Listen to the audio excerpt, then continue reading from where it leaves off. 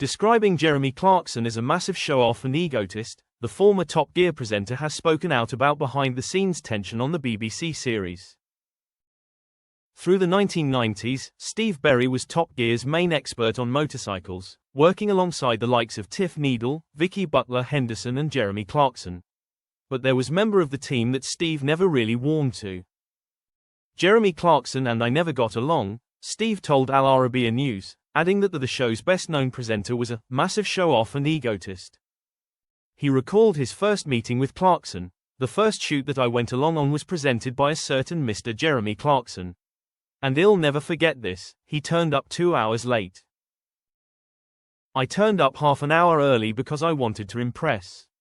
He turned up 2 hours late and the crew were fuming. Absolutely fuming. I thought, right, make a point, don't do that because you want the crew on your side.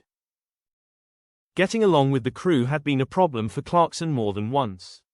Top Gear's golden age ended in 2015 after Clarkson became involved in a late-night fracas with show producer Oisin Tymon.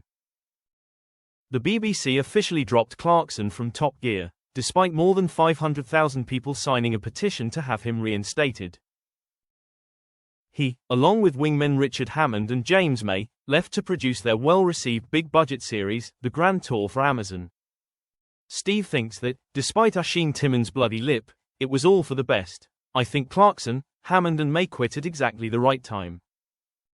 It was just on the cusp of them starting to, some of the ideas were coming around for the second or third time. There was still an engaging watch, but I thought, when they quit, I thought, oh, that's good timing. Steve added that, despite not getting on with Clarkson, he has had one convivial drink with his one-time co-host. He explained, in real life, Jeremy is a less bombastic version of that person that you see on the screen, he said. You couldn't act that persona for all the years that he has. He is kind of like that, and like I said, even though he and I never really got on together, the last time I met him in person, there was a bar, it was at a car show and there was an open bar and he said, Berry, people know we don't like each other, I'll buy you a pint and we'll stand over there pretending we like each other.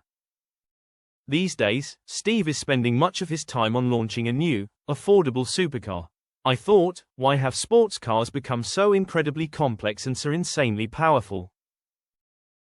What if we went back to the principles of the Lotus Elite, a car that was super lightweight, and which had skinny tires and had about 75 brake horsepower? He added, we've got enough hypercars. Oh, why do they have to be so expensive? Let's build something that's lightweight, simple, and fun, and retails for a fraction of the cost of this other stuff. You don't need to go crazy fast to have fun.